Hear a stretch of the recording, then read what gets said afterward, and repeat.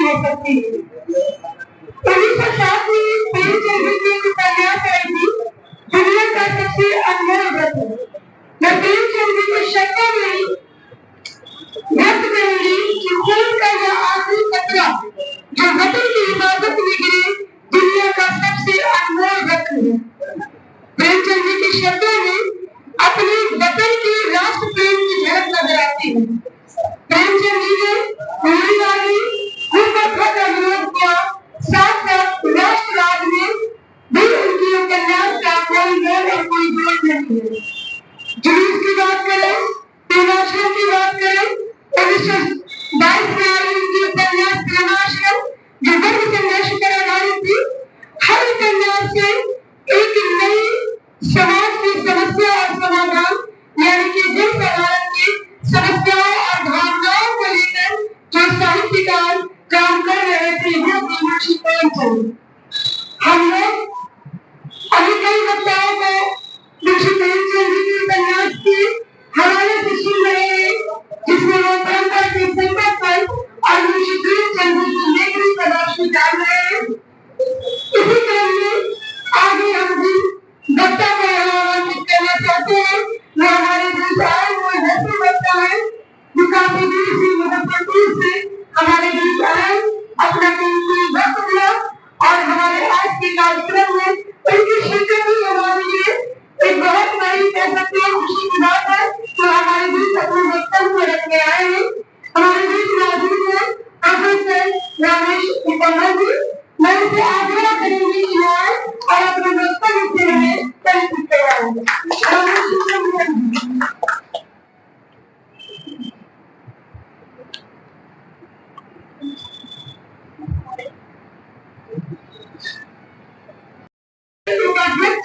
Doctor Ramrekha जी ने और अपने शब्दों में आए हुए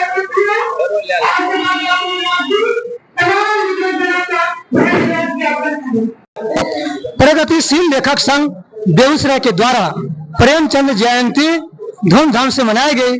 बेगूसराय के प्रबुद्ध साहित्यकार, कविगण, कवयित्रियां इसमें भाग ली। हम इनसे अवगत होते हैं और जानने के प्रयास करते हैं किस तरह से प्रेमचंद की साहित्य आज के दौर में भी महत्वपूर्ण है। सर, अभी के दौर में प्रेमचंद की साहित्य को किस रूप में देखते हैं आप? प्रेमचंद की परंपरा अभी मरी नहीं है। जब तक किसान और मजदूर हैं तब तक प्रेमचंद का साहित्य जीवित है। इसलिए वह अमर साहित्य है और सदा किसान मजदूर को वह प्रकाश देते रहे। ये प्रेमचंद के साहित्य है मैडम, तो इनके साहित्य को क्या आजकल लोग हथियार के रूप में मौजूद करते हैं जिससे समाज बदल जाए, तो इसके संबंध में आपका क्या कहना है? नहीं, इसमें तो जितना मतलब हम लोग प्रचार प्रसार कर रहे हैं, बेगूसराय प्रगतिशील लेखक संघ जो है वो प्रत्येक साल जो है वो वार्षिकोत्सव के रूप में मनाती है और हम लोग युवा पीढ़ी में ज्यादा से ज्यादा इसको प्रचार करना चाहते हैं कि वो भी प्रेमचंद को जाने। और आज का जो खास विषय था परंपरा का संकट, परंपरा के संकट से कहां हम जूझ रहे हैं, इसके बारे में युवा पीढ़ी भी जान सके, महिलाएं भी जान सके, लोग जान सके। प्रेमचंद की आप जो है शैली पर थोड़ा सा टिप्पणी डालेंगे, उनकी क्या शैली है, लोग क्यों उनकी शैली से प्रभावित हैं? प्रेमचंद जी का जो साहित्य है वो आम जन साधारण का साहित्य है। चाहे उन्होंने उपन्यास की रचना की हो या कहानियों की रचना की हो, उसमें हमें हर उस वर्ग की आम बोलचाल की भाषाओं का वर्णन मिलता है जिससे कि चीजों को आसानी से समझा जा सके।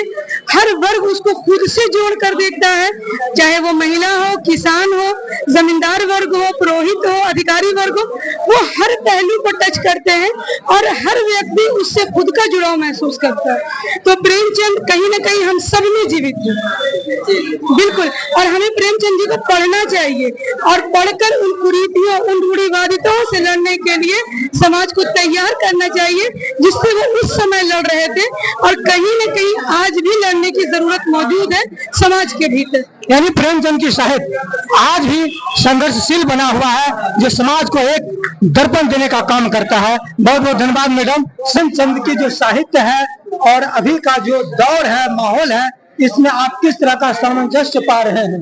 प्रेमचंद आज से बहुत पहले 100-150 साल पहले हुए आए, लेकिन उनकी जो रचनाएं हैं कालजयी हैं और आज भी वो प्रासंगिक हैं, इसलिए कि जो बातें उन्होंने कह दिया पहले क्या बिगाड़ के डर से ईमान की बात नहीं करोगे? आज वो देख रहे थे वहीं से कि आगे जाकर के लोग बिगाड़ के डर से ईमान की बात नहीं कहेंगे। लोग प्रेमी प्रेमता की तरह कहेंगे कि जो तुमको हो पसंद वही बात कहेंगे, तुम दिन को कहो रात को हम रात कहेंगे। आज इसी वजह से आज कोई भी संस्था, सामाजिक, राजनीतिक, सांगठनिक स्थिति उसकी जो है वह इसीलिए गड़बड़ है कि लोग गुट में इसलिए बढ़ जाते हैं कि सच्ची बात लोग सामने में नहीं कहते हैं, खुली आलोचना नहीं होती है, और समाज के अंदर तो कोई आदमी किसी को कुछ कहने के लिए तैयार नहीं है, क्योंकि उससे बिगाड़ हो जाएगा, कुछ उससे लाभ हो या ना हो। ये प्रेमचंद की सीख है। प्रेमचंद लगातार उन्हीं बातों को की चर्चा किया अपनी कहानियों में, उपन्यासों में, जिसको उन्होंने जिया। प्रेमचंद प्रीत थे और प्रीत की गाथा उन्होंने अपनी रचनाओं में रचते रहे। और हम कुछ और जानने की प्रयास हमने है राष्ट्रीय भूतपूर्व महासचिव श्री चंद की साहित्य जो क्रांति के रूप भी ले लेती है। आज के दौर में प्रेमचंद की साहित्य किस रूप में क्रांति का रूप लेकर समाज और राष्ट्र के लिए हितकर है, संघर्षरत है, इसके बारे में आप टिप्पणी देना चाहेंगे? देखिए, प्रेमचंद जयंती हम लोग केवल पुष्पांजलि के लिए नहीं करते जी, हम लोग करते हैं कि प्रेमचंद ने साहित्य के जरिए जो भी संदेश दिया, विचार दिया, वो आज भी प्रासंगिक है। इसलिए कि आज धर्म को राजनीति में लाकर समाज में विभेद खड़ा किया गया। सांप्रदायिकता के आधार पर हमारा देश आज खतरे में फंसा हुआ है। जातियों के आधार पर विभक्त समाज आज कहीं से भी सामाजिक संस्कृति का देश नहीं रह गया। एक दूसरे को छोटा और बड़ा मानने की जो इस देश के अंदर प्रवृत्ति बढ़ी है, वो इस देश के लिए गुण है। और प्रेमचंद ने दोनों, चाहे हिंदू सांप्रदायिकता हो कि मुस्लिम सांप्रदायिकता हो, इसे नकारा था और कहा था कि हम इस देश के अंदर सहिष्णुतावादी, सद्भाव आधारित समाज चाहते हैं। सबसे बड़ी बात प्रेमचंद ने कहा कि जो समाज को खड़ा किया है मेहनत से, मजदूरी से, वही आज वंचित है। और इसीलिए जो साहित्य मनोरंजन का था, उस साहित्य को मसाल बनना पड़ेगा। और राजनीति जो बांटने का काम करती है, साहित्य जोड़ने का काम करती है। और प्रेमचंद के साहित्य से हम समाज को जोड़ने का काम कर रहे हैं। खास करके दबे कुचले प्राणियों के साथ अपने को जोड़ना चाहते हैं। हम दबी कुचली आबादी जो है और आधी आबादी महिलाओं की जो है, वो जो प्रताड़ित है, उसको समान अधिकार दिलाना चाहते हैं। प्रेमचंद ने किसानों की आवाज को बुलंद किया था। आज किसान खेती छोड़ रहे हैं, आसार की ओर भाग रहे हैं, महानगरों में जाकर मजदूर बन रहे हैं।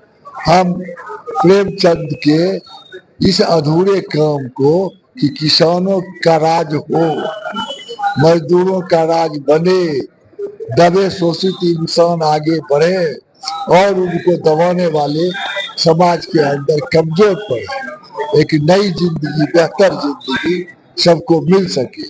प्रेमचंद ने कहा था, अंग्रेजों के जाने से स्वराज नहीं होगा, स्वराज होगा जो अंग्रेजों की तरह इस देश पर आजादी के बाद हुकूमत करेंगे, वो भी अंग्रेजों की तरह शोषक हो। इसीलिए अन्याय होगा, समाज में विषमता रहेगी और इस कारण से समाज में असंतोष होगा। आज वो असंतोष और बढ़ रहा है और इसी असंतोष को और ज्यादा बल मिले ताकि एक नई शक्ति पैदा हो, बदलाव की।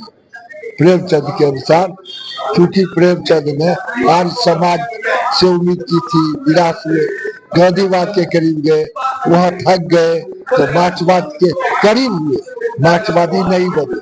लेकिन समाज के रूपांतरण में वो वैज्ञानिक दृष्टि से समाज को बदलने का और समाजवादी समाज बनाने का सपना गोदान के बाद मंगल सूत्र में वो कर रहे थे, महाजनी सभ्यता लेख में कर रहे थे। इसलिए अंत आते आते गांधी जी की तरह प्रेमचंद वहां से निराश हो चुके थे जहां से वो चले थे और इसलिए आगे का वो रास्ता समाजवाद के साथ जोड़ कर देखते। इसीलिए आज भी हम यही काम कर रहे हैं, प्रेमचंद की विरासत को बचाने। प्रेमचंद की साहित्य ने पीड़े दबे हुए लोगों को जो उठाने का काम किया, उनके जो वर्तमान युग में शोषित हो रहे थे, आज भी उस तरह से हो रहा है।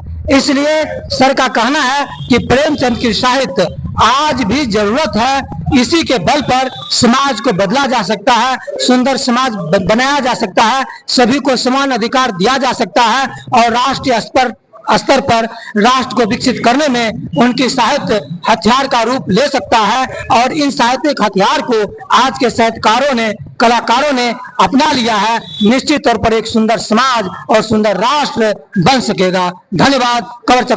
खबर चक्र से मैं मिथिलेश।